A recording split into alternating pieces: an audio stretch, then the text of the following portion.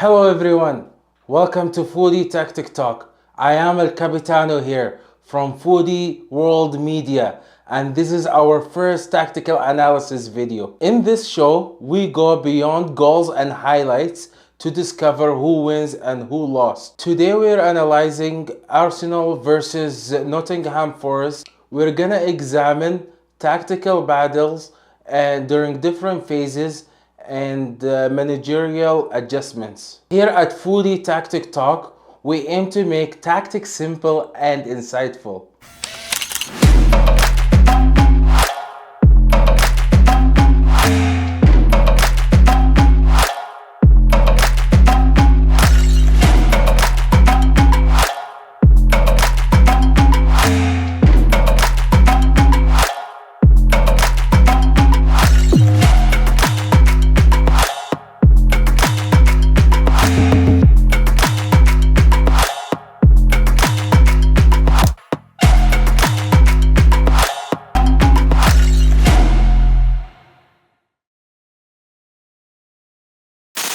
Arsenal picked up an easy win against Nottingham Forest with 3-0. But believe me, the first half wasn't worth watching.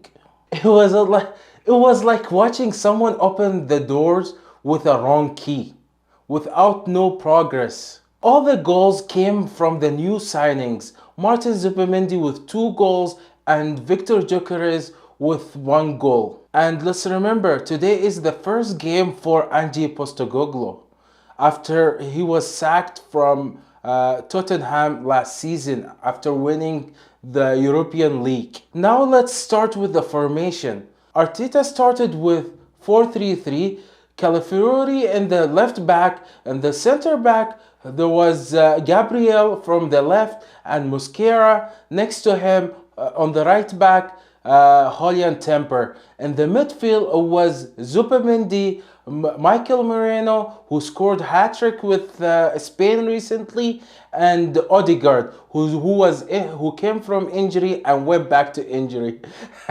This guy reminds me of Pedri back in the days when he comes back from the injury, goes back to the injury, comes back. It's like a same loop.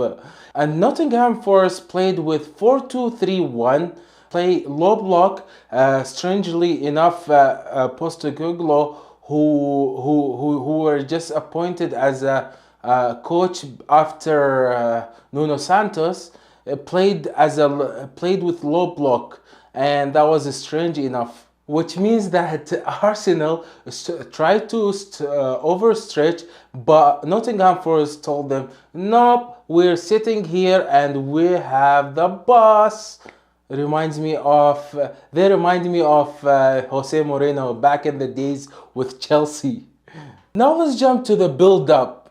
So Arsenal's build-up was so slow in the first 15 minutes. They reminded me of dial-up internets back in the days. Forest sat compact and forcing Arsenal to play on the side. And the ball kept going side to side, right to left, left to right. I felt seasick. But Arsenal focused on the flanks, and they shifted their focus entirely on the flanks, counting on Madueke and Izzy. Ricardo Calafiori, as always, this guy, since he came to Arsenal, taking the left side, the left back, up and down, up and down, up and down. And he had other roles where, as we could see on the picture, that he used to join the midfield. Man, this guy, you feel like sometimes he's competing with Gyökeres. Like he's auditioning for the striker, for a striker. As I mentioned earlier, he always helped the midfield to build up from the center and the back as well. Sometimes he plays as a third defense and sometimes joins the midfield and lets Zubimendi goes forward a little bit. And there's another guy who actually did almost the same role when he came in. That was Lewis Skelly. He adapted the same idea, and Arteta actually counted on him several times in the past games as a midfielder, like playing on the left back and joining the midfield, and sometimes takes the left wing all the time. And he did an excellent job with that. And let's remember, this guy, last summer, Real Madrid tried to sign him in because he had 1 year left before Arsenal renewed his contract and gave him a massive wage for an 18 years old player. After looking at the build-up style that Arsenal followed, now let's jump to the attacking style they actually proceeded. We're gonna split the attacking style into two different components. One of them is gonna show their strength, and the second one is gonna show their weakness. So we're gonna begin showing their strength in attacking. We're gonna show Arsenal's strength in attacking. Now let's begin. The wingers, same as the build-up, Arsenal counted mostly on the sides, like left back and right back, mostly Calafiori and sometimes Temper. Although Temper was playing as a third defender most of the time, but in attacking phase, also Arsenal counted on the sides, on the flanks. So let's begin. The wingers were the biggest weapon that Arsenal had. Let's look at Madueke. In the first half, he actually created chances and he had 3 dribbles, and he also tried to shoot 3 times. So this guy actually tried to do everything on the sides and during the attacking phase. But you know Madueke, what he did in Chelsea last season. Sometimes he would score, sometimes he wouldn't, and you feel like he's the kind of player he's trying to just roam around himself, but with no results. But I would say that he performed better than last few games, which surprised me actually. The other part, the other weapon that Arsenal actually used in attacking today was set pieces. Oh my gosh, El Capitano again. We're talking about Arsenal. When was the last time they scored through set pieces? Last game. When was the one before? What was the goal before? It was a set piece. So Arsenal with Arteta and Gover as a set piece coach, they actually count on set pieces a lot. Like you feel like they're living off of it. I've never seen anybody live off of something as much as Arteta and Gover. They live off of set pieces. So they scored through the set piece when Zubimendi had a chance to score an amazing goal. And let me tell you that he tried that multiple times. And I think Arteta is counting on that this season, set pieces and the after, and he's counting on the second ball after the set piece, whether shooting from outside the box, such as same as what happened today. So now let's jump into the weakness. Like what weakness they showed during the the attacking. Now let's get into the weakness in their attacking. Now let's get into their weakness during attack. Arsenal struggled to deliver the ball centrally during the attacking phase, and that wasn't Joker's fault mostly, but it was more of Arsenal struggled to deliver the ball to Jokers through the center. But that wasn't his fault mostly. He was trying to be at the right place at the right time, but the lack of delivering. The reason behind that is Odegaard left the pitch in the minute of 19. The reason behind that, Odegaard left the pitch in minute 18. So there wasn't any creativity in the midfield. Keep in mind, Saka wasn't playing. That's why Jokers didn't get the ball much. And I've seen a couple of times Jokers was trying to take the ball and take the ball on the left side of the pitch and go to the center and drive to the center. And him and Izzy were trying to switch, and but it didn't work. because of lack of communication between the players, and nobody actually delivered the ball to Gyökeres. Gyökeres is a finisher. He's absolute finisher. But when he doesn't get the ball, there's no point of having him. But when he doesn't get the ball, there's no point of having him. He'll be like nobody. Now let's jump to the weakness. Arsenal struggled centrally. Gyökeres was isolated and he didn't get any ball. Not because of his performance, because of lack of delivering the ball. I noticed that in this season, Arsenal actually not serving Gyökeres. Like you feel like when you invite someone to your house and not serve them the food, that's exactly what happened to Gyökeres. He brought up into Arsenal with a fantastic system the past few years, and they were just missing an attacker. But this season, they have the attacker, but they don't have the attacking system. The attacking system was lacked. That's why Gyökeres wasn't into the shape, and everybody blames him.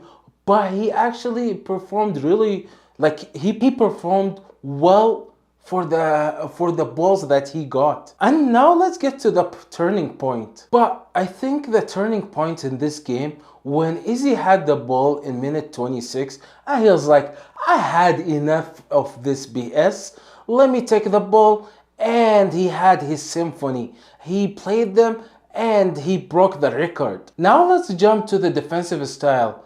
Arsenal actually were rocket solid. Although Saliba was injured and he was out of the squad in today's game, but Arsenal were actually pretty good. Impressively, they didn't have lots of attacks from Nottingham Forest or anything like that.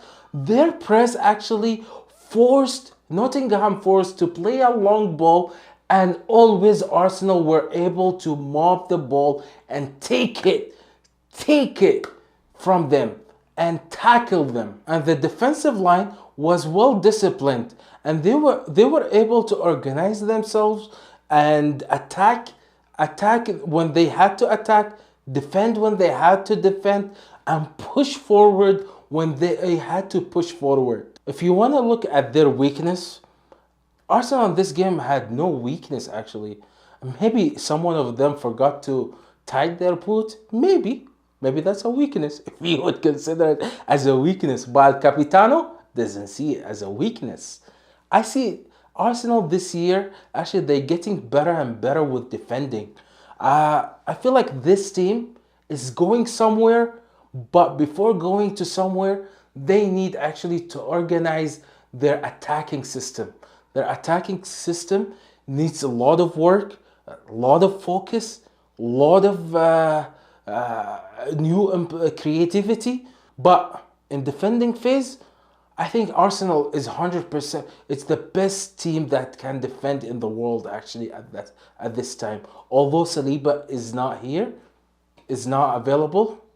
Although Saliba is not available, but I think Arsenal one of the strongest defense in the world. And now we're gonna have some conversation about some tactics that Arteta followed and some of the tactics during the game that actually piqued my interest, and I want to just share it with you quickly before ending the video. And the first thing I want to talk about is Zubimendi's goal. As I mentioned earlier, Arteta loves set pieces, and right now he implemented something new where his team tries to shoot outside the box, and that actually helped them a lot.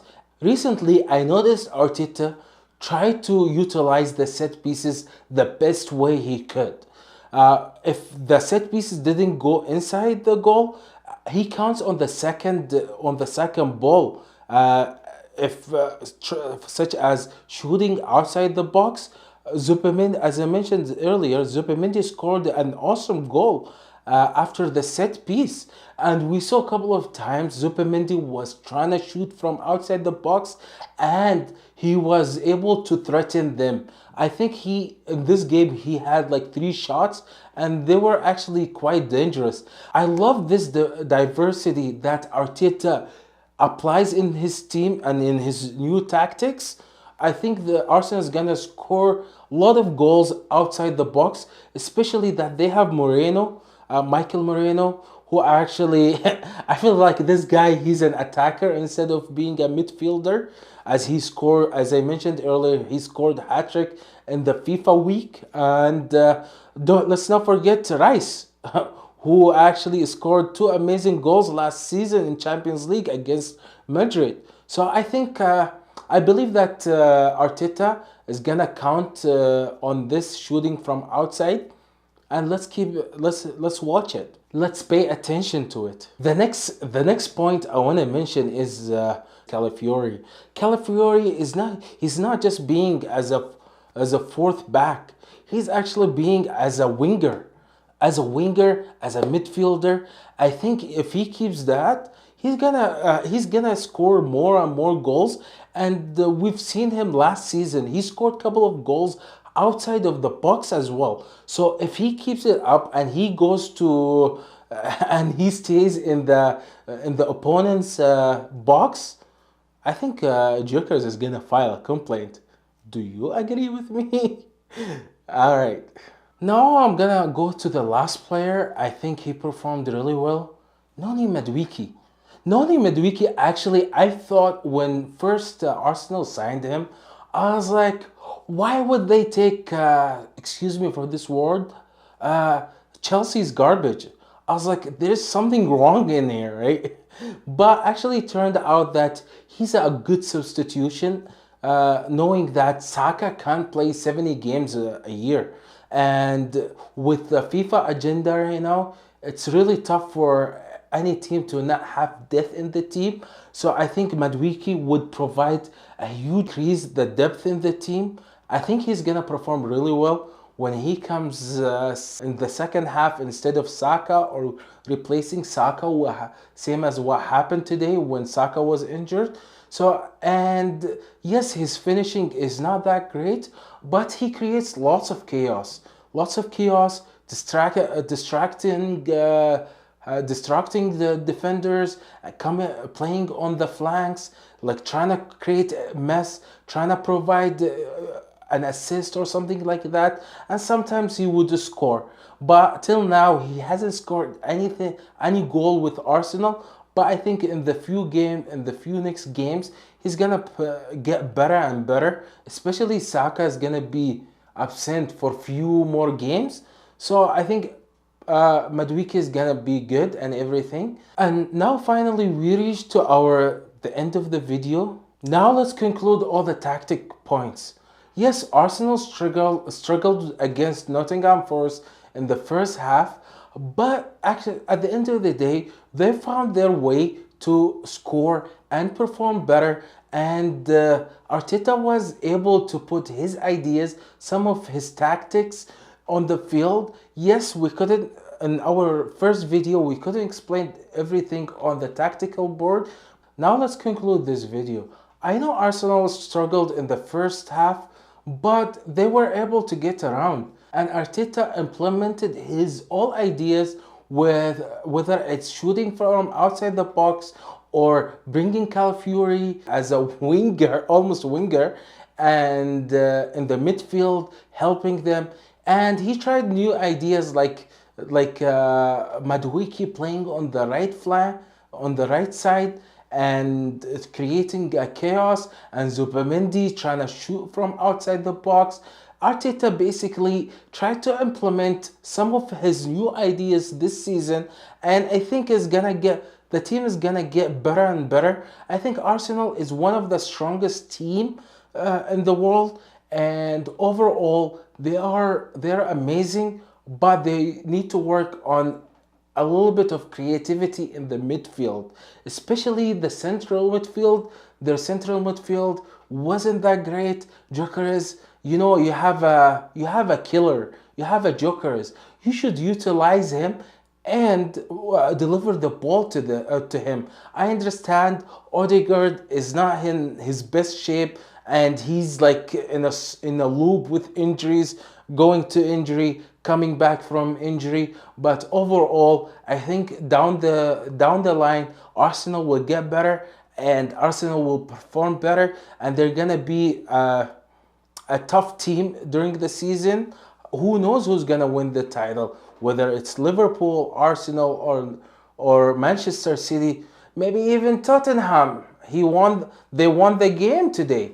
Now let's take a quick look at Nottingham Forest and Postecoglou with his first game. I think this guy, maybe like I've seen him with Tottenham. He was playing with one style: high press, high press, high press.